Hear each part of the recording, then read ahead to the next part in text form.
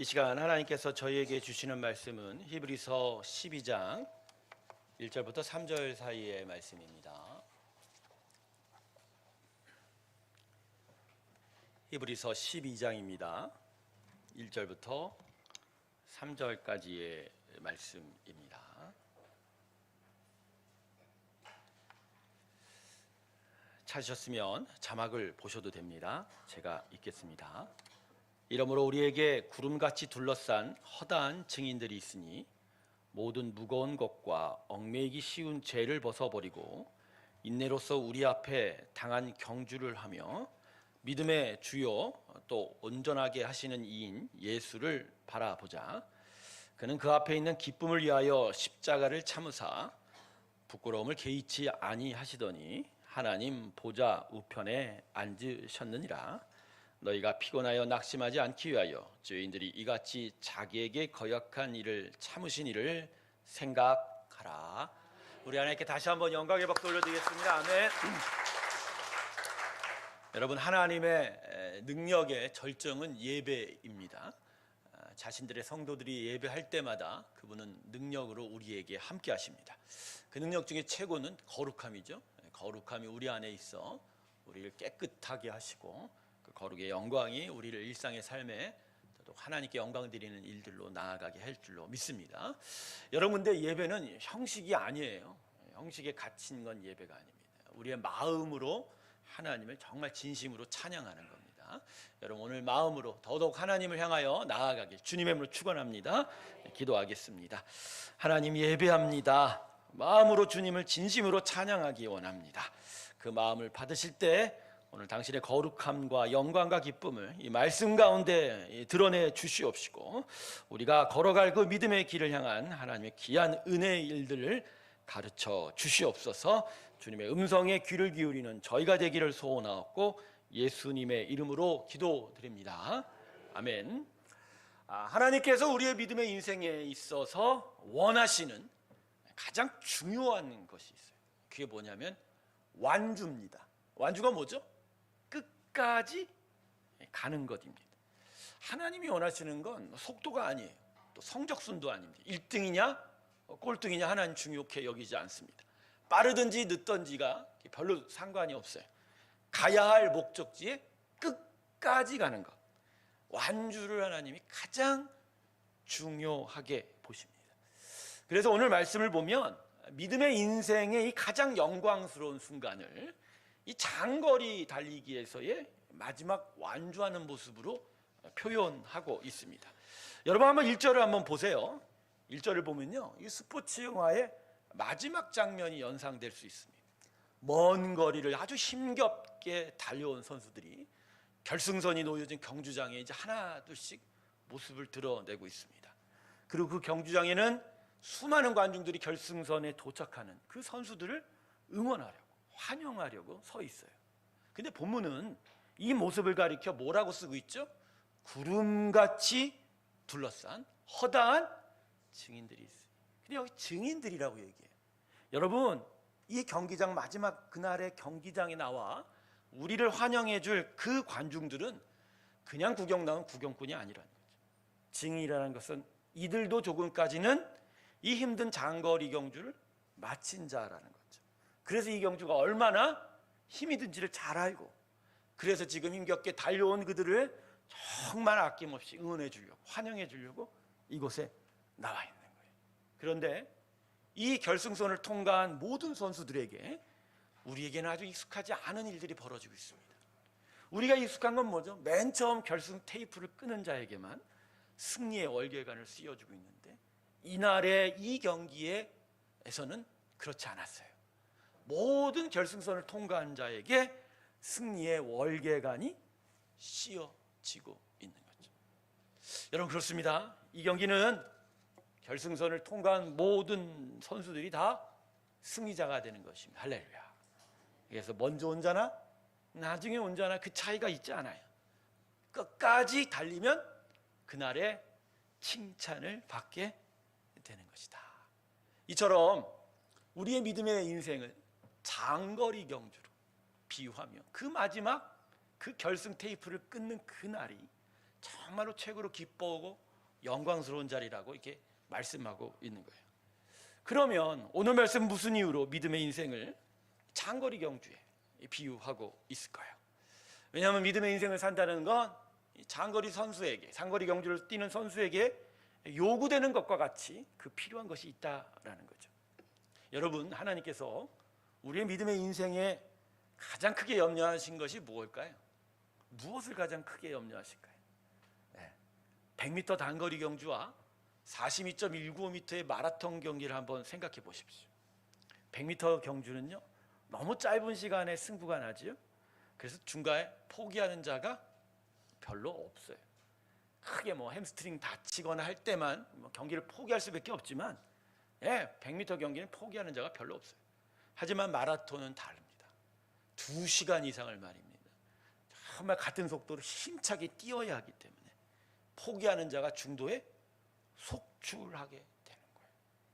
즉 하나님께서는 우리의 믿음의 인생을 우리가 중도에 포기하는 걸 염려하신다라는 거예요.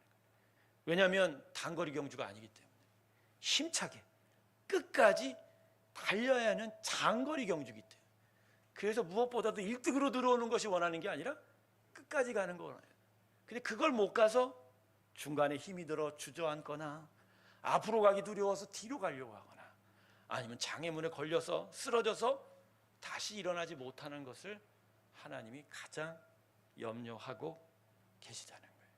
그래서 오늘 말씀을 통해서 장거리 경주와 같은 우리의 믿음의 인생에 무엇이 필요한지를 알려주시면서 우리가 우리에게 주어진 이 믿음의 경주를 끝까지 완주하기를 하나님이 원하십니다. 할렐루야. 그래서 오늘 저와 함께 이 장거리 경주에 과연 무엇이 필요한지를 함께 생각해 봄으로써 여러분에게 주어진 믿음의 인생 끝까지 완주하시길 주님의 이름으로 축원합니다. 우리 좌우 옆분에게 오늘 축복합시다. 끝까지 가십시오. 끝까지 가십시오. 끝까지 가십시오. 예. 세 가지예요. 장거리 경주, 믿음의 경주를 완주하기에 필요한 게, 첫 번째가 신뢰, 두 번째가 순종, 세 번째가 인내라는 덕목입니다. 이 세 가지를 함께 살펴보려고 하는데, 첫 번째는 믿음의 인생을 완주하는 것에 필요한 건 신뢰라는 거예요. 신뢰. 자, 우리가 인생을 살면서 가지게 되는 모든 염려와 걱정은 미래에 대한 불확실성 때문이죠. 여러분, 우리 이 시간 외에 1시간 후면 어떤 일이 벌어질까요? 목사님, 저는 밥 다 먹고 집에 도망갈 겁니다. 제가 왜 도망간다는 단어를 썼죠? 오늘 무슨 일이 있어요? 거리 전도가 있는데 나는 분명히 도망갈 거야. 근데 그게 확실하게 도망갈 수 있을까요? 제가 오늘 문을 지키고 서 있을 거야. 자, 제가 이런 얘기는 이제 농인데 왜 지키고 있어요? 가실 수 있으면 가실 수도 있겠죠. 그러나 요 다음에 무슨 일이 일어날지 우리는 분명히 알 수가 없어요. 그래서 말입니다, 항상 사람은 이 두 손에 무언가를 꽉 붙잡고 있으라고 해요. 그래서 이것으로 이 미래의 결과를 확실하게 하는 거죠. 그래서 항상 집에 쌀통에는 쌀이 있어야 돼요, 없어야 돼요? 쌀통에 쌀이 가득하면 마음이 그나마, 우리 권사님들이 교회 쌀통에 쌀 떨어질까 봐 그냥 계속 갖다 부으시는데, 야, 그 무거운 쌀을 저 밑에부터 들고 올라가시는 거 보면 참 대단들 하세요. 대단들 하세요. 근데 그 마음 한구석에 교회를 위한 성기가 사랑도 있지만 쌀통에 쌀이 없으면 어떤 마음을 가져요? 불안한 거죠. 불안한 거죠. 여러분은 은행 통장 잔고에 돈이 쌓여 있으면 마음이 어떠세요? 안심이 돼요, 안 돼요? 저도 그래요. 안심이 돼요. 100만 원보단 1000만 원 있으면 좋고 1000만 원보단 1억 있어요. 이게 손에 가득 잡으려고 하는 거죠. 내 힘으로 되는 땅은 한 평이라도 있으면 좋겠지요. 나의 편이 되어주고 날 변호해 줄 수 있는 친구들도 어떻게든지 많이 있으면 그게 나한테 미래에 도움이 될 거다, 이런 생각을 하게 되는 거죠. 그런데 여러분, 이게 착각입니다. 착각이라는 거예요. 외려 두 손에 붙들고 있는 것들 때문에 내 미래가 안전할 것이라고 하는 생각, 그 교만 때문에 낭패 보는 일이 많다라는 거죠. 이 두 손에 화려한 패와 카드를 갖고 있어도 그 결과를 낙관할 수가 없어요. 여러분, 암만 장땡을 붙잡으면 뭡니까? 38광땡이 나오면 엎어지는 거예요. 엎어져. 손에 장땡을 가지고 있어도 구사가 나오면 경기는 취소가 돼. 내 손에 붙잡은 걸로 미래를 완전하게 할 수 있다? 여러분, 그건 착각입니다. 왜 우리가 우리 자녀들에 대한 마음을 쉽게 못 내려놓죠? 알아요. 내가 마음 졸여도 애들의 일은 애들이 해요. 그 마음도 잘 안 돼. 그런데 왜 그 마음을 계속 붙잡고 있죠? 마음이 안심하려고 그런 거예요. 그 마음으로 안심하고, 제가 성도님들에 대해서도 그런 마음을 품어요. 노심초사해요. 성도님들의 안전과 안위와 또 모이는 여러 일들에 대해서 막 노심초사해요. 근데 제가 노심초사한다고 될 게 안 되고 안 될 게 될까요? 제 자신이 그럴 때마다 믿음 없음을 고백하며 하나님께 맡기는 거죠. 근데 가만히 보니까 내가 그 마음 붙들고서 마음에 안심을 하는 거예요. 이게 다 잘못된 부분이라는 거예요. 그래서 우리가 하나님을 믿는다는 것이 이래서 어려운 거예요. 왜 우리가 하나님을 믿지 못하죠? 하나님은 우리 두 손에 쥐어지는 분이 아닌 거예요. 여러분, 신앙의 성장이 못 이루어지는 부분도 바로 2차원일 수 있어요. 즉 뭔가 붙잡으려고 하는데 하나님이 안 붙잡혀요. 안 붙잡혀요. 딱 붙잡고 뭔가 확실한 게 타면 그게 뭔가 내가 좀 뭔가 신앙적으로 큰 것 같은데, 하나님은 영이시라 눈에 안 보이거든요. 그리고 온 우주 만물을 지으신 그분을 우리가 붙잡을 수 있어요? 이렇게 하실 거야 하나님이 예측을 하면 항상 하나님은 어떤 식으로 하세요? 다른 식으로 하세요. 다른 식으로. 그러니 우리 마음에 하나님을 붙잡지를 못하니까 확신이 안 드는 거예요. 확신이 안 드니까 이게 믿음으로 산다는 게 정말 불편하고 힘이 드는 거고, 믿다가도 중도에 중단하기 일쑤고 결국은 되돌아서게 되는 게 바로 이런 차원인 거죠. 근데 감사한 건 하나님께서 우리의 연약함을 다 아신다는 거죠. 원래 신앙은요, 우리가 하나님을 붙잡는 게 아니라 하나님이 우리를 붙잡으시는 겁니다. 할렐루야. 이 차이를 깨닫기 시작하면 신앙생활이 재미있어지기 시작해요. 내가 하나님을 붙잡고 내 손에 무언가 분명한 걸 붙잡기 원하는 식으로는 신앙이 성립이 안 돼. 신앙은 내 안에 예수님이 들어오시기부터 하나님이 나를 붙잡고 계시는 겁니다. 할렐루야. 그거예요. 성경이 말하는 신앙. 근데 여전히 연약하니까 뭔가 붙잡으려고만 하거든요. 근데 우리 하나님은 우리 눈높이에 맞춰주십니다. 우리 눈높이에, 우리 손에 당신을 일부러 쥐어 주시는 거예요.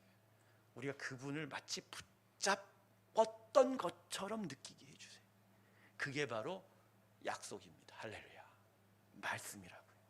말씀을 읽고 약속을 받고 그것을 내 손에 붙잡으면서 마치 내가 흔들리지 않은 하나님을 가지고 있는 것처럼, 그래서 미래에 대한 불확실을 이기는 믿음으로 살아가게 한다. 그래서 하나님은요, 성경을 통해서 믿음의 자녀들에게 얼마나 많은 약속을 주신지 몰라요. 그 약속을 붙들라는 거죠. 그렇죠? 얼마나 많은 약속을 주면 성경 자체를 약속이라고 하지 않습니까? 그렇죠? 구약이 뭐죠? 오래된 약속. 신약은 새 약속이 아니고요, 갱신된 약속. 그러니까 구약이 필요한 거죠.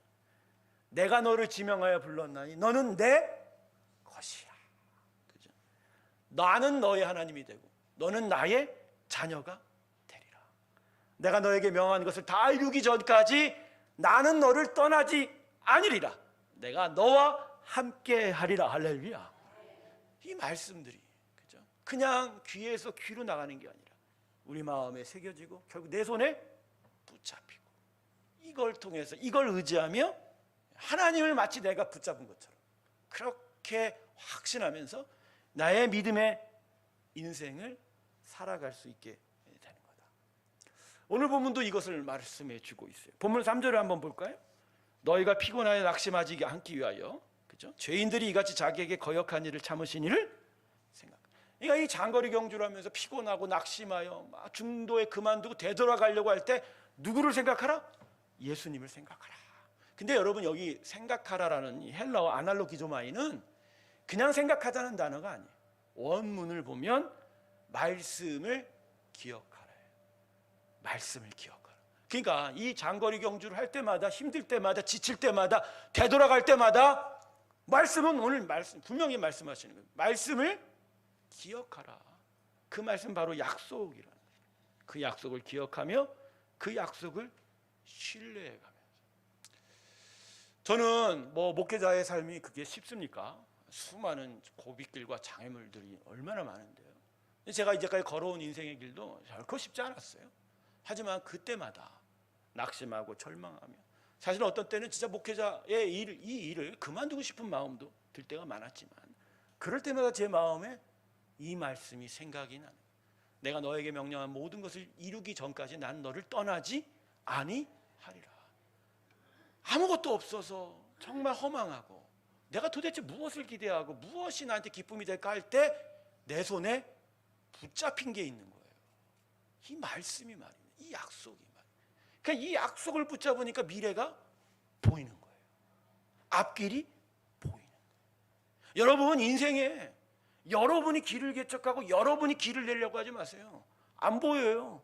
인생은요, 사람이 움직이면 더 꼬여요. 그러나 인생의 길이 믿음의 길이 열릴 때는 말씀이 여십니다. 할렐루야. 그래서 그 말씀을 붙잡는 순간 그 말씀이 희한하게도 길을, 왜 그런 줄 아세요? 이제 이 본문 좀 이따 살펴보자. 믿음의 주요 온전케 하시는 예수님이 바로 우리 앞에서 믿음의 길을 이미 만드시고 개척하셨거든요. 그래서 그 예수님의 약속을 믿으면 길이 드러납니다. 할렐루야. 그래서 항상 십자가를 보는 게 그거예요. 십자가는 주님의 고난만이 아니라 그 고난을 넘어서는 하나님의 능력이고 하나님의 약속이고 소망에 대한 기대예요. 그렇기 때문에 그 십자가를 통과하기 시작하면 길이 보이는. 그래서 여러분 믿음의 인생 살아갈 때 낙심하고 좌절하고 아플 때 말입니다, 뭐부터 해야 된다고요? 약속부터. 근데 목사님 나 약속 받은 게 하나도 없는데요. 그게 문제야. 그게 문제인 거야. 내가 그래서 평소에 뭐부터 하라? 약속부터 챙겨놔라. 약속부터 챙겨놔라. 여러분 데이트할 때도 서로 상대방에게 뭐 챙겨요? 서로 마음 확인하잖아요. 데이트한 적이 오래돼갖고 아무것도 모르지. 아무것도 모르지. 그냥 요새는 그냥 미워도 저 화상하고 그냥 어쩔 수 없이 살아야지. 그러고 살고 있지. 여러분 매일매일 같이 살아가는 그 부부의 삶 속에 언제나 나의 사랑을 지키기 위해서 필요한 건 뭐죠? 그의 마음이에요. 근데 그의 마음은 나를 향한 약속으로 와 있단 말이에요. 그죠? 여러분 남자들 여자들한테 결혼하기 전에 뭐라고 얘기해요? 내가 진짜 손에 물 한 번 안 묻히고 내가 살아줄게. 그죠? 근데 그렇게 살다가 물 손에 안 묻히고 살았어요? 나만 묻히고 살지 남편들은 하나도 안 묻히고. 근데도 살아가는 이유가 뭐예요? 여자들이 그렇더라고요. 그 약속 죽을 때까지 믿더라고. 그래서 제가 오늘 남자들한테 한마디 합니다. 정신 차리고 똑바로 살아야 됩니다. 어제 내 청년부한테 그랬어요. 니들이 이제 주방 가서 설거지도 하고 세탁기 돌리는 것도 연습해야 돼. 니들 그렇지 않으면 집에서 쫓겨나 앞으로. 자, 제가 좀 딴 얘기를 했는데 여러분 그렇습니다. 하나님의 말씀 약속을 붙들어야 끝까지 갑니다. 끝까지 갑니다. 그래서 그 약속 계속 확인하고, 지금 약속이 기억이 안 나면 빨리 성경책 계속 읽으세요. 그리고 그 안에서 하나님이 나한테 무엇을 얘기하시는지를 기억하면서 그 분명한 약속을 잡고 믿음의 그 장거리 경주를 힘차게 완주하길 주님의 이름으로 축원합니다. 자, 두 번째, 믿음의 인생을 완주하는 것에 필요한 건 순종이에요. 순종. 자, 이게 참 어려운 주제인데 여러분 이 순종이라는 건 사실 첫 번째 신뢰 문제하고 같이 연결돼요. 이게 왜 이 신뢰 문제가 연결되느냐? 하나님이 약속을 줘도 내 마음에 안 드니까, 내 기대에 부합을 안 하니까. 그러니까 이게 믿어져야 안 믿어져요? 안 믿어져요. 안 믿어요. 그래서 순종하기 어려워. 그렇지만 여러분 순종하셔야 돼요. 왜냐하면 순종할 때 하나님께서 100% 역사하십니다. 할렐루야. 여러분 왜 하나님 우리에게 순종 원하시는 줄 아세요? 순종할 때야 하나님이 우리를 정말 완전하게 책임질 수 있기 때문에. 여러분 오늘도 하나님은 우리 모두를, 그리고 우리 모든 일에 대해서 책임지고 싶어 합니다. 책임지고 싶어. 당신의 자녀인데, 여러분 아이들 키울 때 그렇잖아요. 내 자녀 내가 진짜 다 해주고 싶은 마음 많아요.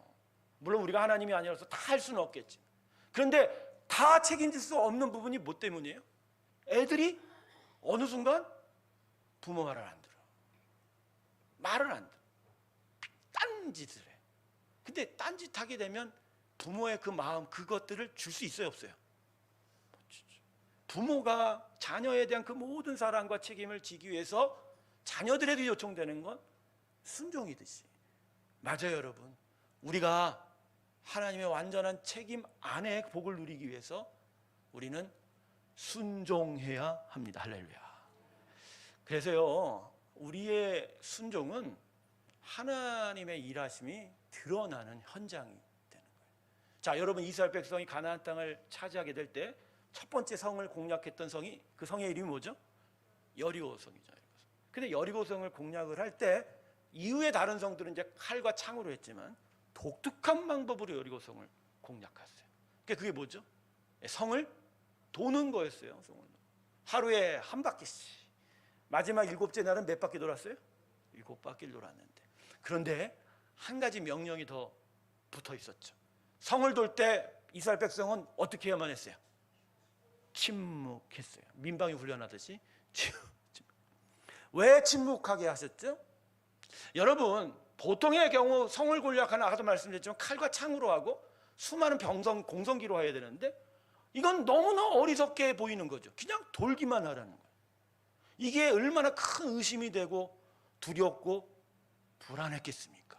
그런데 그들은 침묵하면서 의심과 두려움을 눌렀고, 그리고 점점 이 하나님의 명령에 순종하기 시작했어요. 근데 여기서 일이 나타난 거죠. 순종했더니 역사하셨어요. 여러분, 그들의 순종 가운데 하나님은 동행하셨습니다.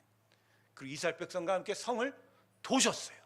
그리고 첫날부터 그 성 밑바닥부터 하나님은 조용하게 성을 흔들고 깨시기 시작했고, 마지막 7째 날 그들의 백성이 큰 소리로 함성을 지를 때 하나님은 여리고성을 무너뜨리셨습니다. 할렐루야. 바로 이 일을 통해서 하나님은 가나안 땅의 정복은 바로 이런 식이다라는 거예요. 너희가 나의 말에 순종하면 나는 너희를 위하여 100% 일하리라. 할렐루야. 여러분, 순종을 배우셔야 돼요. 순종하셔야 돼요. 사람의 말이 아니라 하나님의 말씀을 붙잡고 그 말씀의 약속에 순종하세요. 순종하면 하나님 거기서 역사하십니다. 근데 저는 성도들의 삶을 가만히 보면 이 순종의 문제에서 이제 우물쭈물하기 시작을 하는 거예요. 우물쭈물. 하나님, 내가 볼 때는 하나님이 이미 일 다 하고 계셨거든요. 그 문을 넘어서면 역사함이 드러나는데 자꾸만 그 앞에서 어떻게 해요? 우물쭈물하는. 여러분은 나 힘들어요, 못하겠어요 라고 말하지만 하나님 입장에서 답답한 거예요. 왜? 다 해놨는데 얘가 순종하기만 하면 그 역사가 이루어질 건데 그것이 드러나지만. 제가 요새 금요 예배 나오라고 계속 예청하죠. 제가 뭘 보는 줄 아십니까? 다 왔어요. 여러분이 예배 나와 하나님을 소리 지르는 그 순간 하나님이 일하십니다. 할렐루야. 전 그걸 봐요. 그걸 보기 때문에 여러분이 나오기를 바랍니다. 근데 그 말에 아직도 귀를 닫아 있어요. 여러분 예배로 부르심, 기도의 자리로 부르심은 이거 엄청난 하나님의 순종의 역사가 있습니다. 할렐루야. 순종하시길 주님의 뭐 축원합니다. 어느새 한국 교회가요, 순종을 마치 거대한 짐처럼 여겨요. 그렇지 않아요. 순종은 하나님의 역사가 나타나는 당신의 강력한 역사의 현장이 되는 거예요. 그것을 이룰 때 우리는 온전히 이루어야 되죠. 근데 이 순종이라는 게 강제로 굴종하면 안 되거든요. 그러면 또 역사가 없어요. 그러면 우리가 순종할 수 있으려면 어떻게 해야 되냐?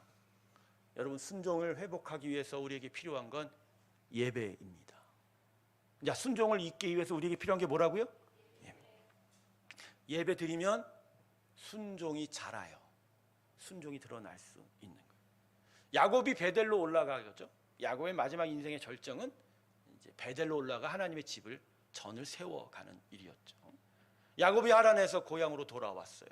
거부가 되러 돌아오고 야복강가에서 천사와 씨름하다가 그 유명한 축복의 이름 이스라엘의 이름을 받았어요.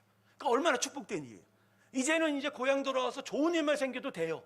그런데 야곱의 인생에 좋은 일이 생기잖아요. 그의 외동딸, 사랑하는 외동딸 디나가 세겜 청년들에게 강간을 당하고 물론 이제 세겜이 자신은 디오나 결혼하겠다 했지만 야곱의 12아들들이 이 일에 복수하겠다고 나서서 세겜 족속을 학살합니다. 이 일 때문에 온 가나안의 이방 족속이 야곱의 패밀리를 노리는 거예요. 이놈들 두고 보지 않겠다. 그러니까 어려운 일만 계속 가중되고 힘든 일만 가중된 거예요. 근데 이게 무슨 일이라는 걸 야곱이 깨달았어요. 순종의 문제였다는 거예요. 자신이 하란 땅으로 갈 때 베델에서 하나님의 집을 세우겠다고 하는 그 약속을 지금 지키지 않는 거예요. 하나님의 이스라엘 백성에서의 자신의 정결함을 지켜가는 일도 순종하지 못했던 거예요. 여기서 야곱이 택한 건 뭐죠? 베델 언덕으로 올라가 예배하기 시작했습니다. 근데 그 예배 가운데 그는 우상을 버리게 되고 집에 모든 장신구들을 버리고 모든 가족들을 정결하게 옷 갈아입히고 함께 예배하는 순종과 거룩함들이 나타나기 시작했어요. 그리고 이 베델에서 예배할 때 이방 민족들이 결코 야곱을 건드릴 수 없었고 가나안 땅에서 야곱의 삶은 그 이후로 애굽에 갈 때까지 평탄한 길을 걷게 되었습니다. 할렐루야. 여러분이 예배 순종하려면 예배를 찾으세요. 저는 새롭교회가 이 주일 예배가 점점 이 순종을 이루어가는 것이라고 저는 생각합니다. 코로나의 3년 동안 참 우리가 예배드리기 어려웠지만 그래도 여기를 나와 지켰던 이 자리, 그리고 참 거리가 멀어 오고 가기가 참 불편하지만 그럼에도 불구하고 예배 자리를 회복하려고 나오는 성도들의 그 마음, 바로 거기서 하나님에 대한 순종은 쌓여져 갈 것이고 그 일은 하나님의 복을 불러오게 될 것입니다. 할렐루야.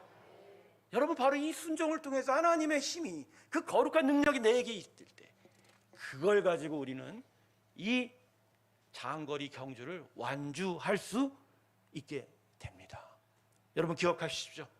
순종은 하나님의 역사를 일으키는 기폭제입니다. 그분의 역사가 나타나는 현장이 될 것입니다.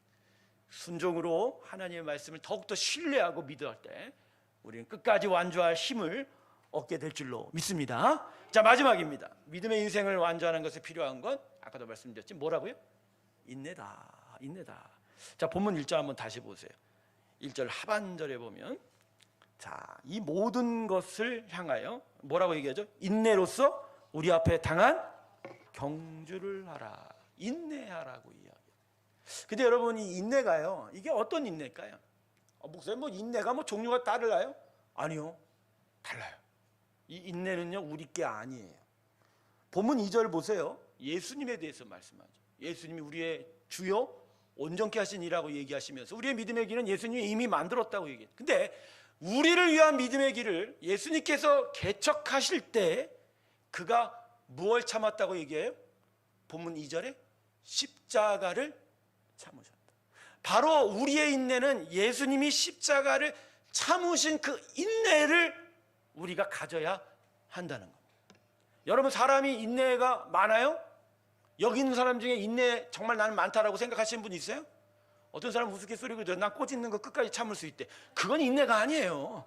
여러분의 피부 조직이 문제가 있는 거예요. 그걸 인내라고 하는 게 아니에요. 여러분, 우리는 인내가 원래가 없어요. 그래서 인내는요, 우리의 타고난 본성에서 우리가 끄집어내서 사용하는 게 아니라 훈련되어야 돼요. 밖에서 우리 안에 가져와 그걸 내 것으로 만드는 시간이 필요합니다. 할렐루야. 그래서 십자가를 참으신 예수님을 바라보라는 거예요. 그분이 끝까지 참은 그 인내를 이제 내 것으로 만들어가라. 그래서 예수 믿는 사람은 인생의 고비길마다 십자가의 인내 쌓는 일들이 생기기 시작합니다. 그리고 그 인내를 계속 쌓아가면서 끝내는 완전한 결승선을 통과하게 돼요. 근데 어떤 성도님들이 저한테 그러더라고요. 목사님, 십자가 한 두어 번 졌으면 되지 뭐 자꾸만 지라고 하십니까? 나 진짜 나도 좀 편하게 살면 안 돼요? 근데 여러분, 고난과 시련 맞을 때 그런 생각하죠? 좀 편하게 살았으면. 근데 하나님의 초점이 여기가 아니라 저 완전한 결승선이 있는 그곳인 걸 어떡합니까? 그리고 그분이 보시기에 우리가 끝까지 못 갈 것 같은데 어떡하냐고. 그러니 계속 믿음의 시련과 연단을 통해 뭘 만들어내요? 인내를 만들어요. 그 인내를 듣고 또 한 걸음 올라가고 또 다음에 인내를 쌓고 또 한 걸음을 올라가고. 그래서 로마서 5장 4절은 뭐랍니까? 인내는 뭘 만든다? 연단을. 연단은 소망을 이룬다. 할렐루야. 그래서 우리의 삶이라는 거 매 고비마다 인내를 쌓는 거예요. 계속. 그래서 여러분 아예 지금부터 마음에 기억하세요. 내 인생은 결국 내 안에 십자가를 참는 예수님 그 인내를 내 것 만들어. 계속 그 인내를 통해서 하나님께 나아가는 길이다. 할렐루야. 그래서 끝내 저 천성에 우리가 마지막에 도달할 그 경기장, 그 마지막 결승선까지 끝까지 완주하는 것이 바로 우리의 인생의 길이 되는 것이다. 그래서 여러분 지금 시련과 고난을 당하고 계신 분도 있을지 모릅니다만 여러분 생각을 바꾸세요. 이것이 없어졌으면 한 게 아니라 네 하나님 이 시간에 내게 필요한 인내를 다 이루게 하여 주시옵소서. 그때마다 여러분은 또 다른 또 삶의 지경을 향하여 힘차게 나아가게 될 줄로 믿습니다.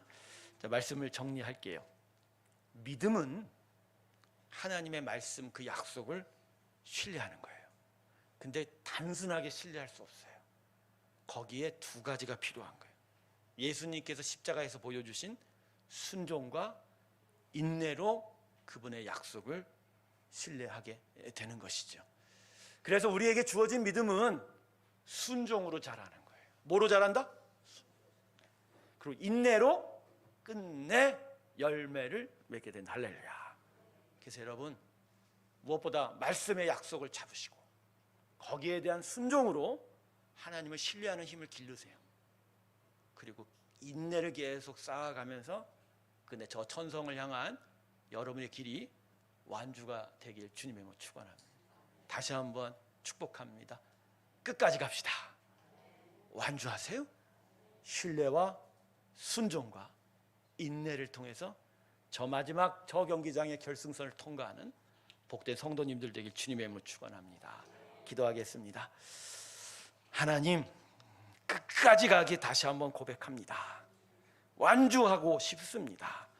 그러게 오늘 말씀이 저에게 주시듯이 말씀의 약속을 신뢰하게 하시고 순종하게 하시고 인내의 연단을 받아 근데 그 기쁨의 자리에 우리가 서게 하여 주시옵소서. 예수님의 이름으로 기도드립니다. 다 같이 546장 찬송 부르면서 오늘 봉헌 드리도록 하겠습니다.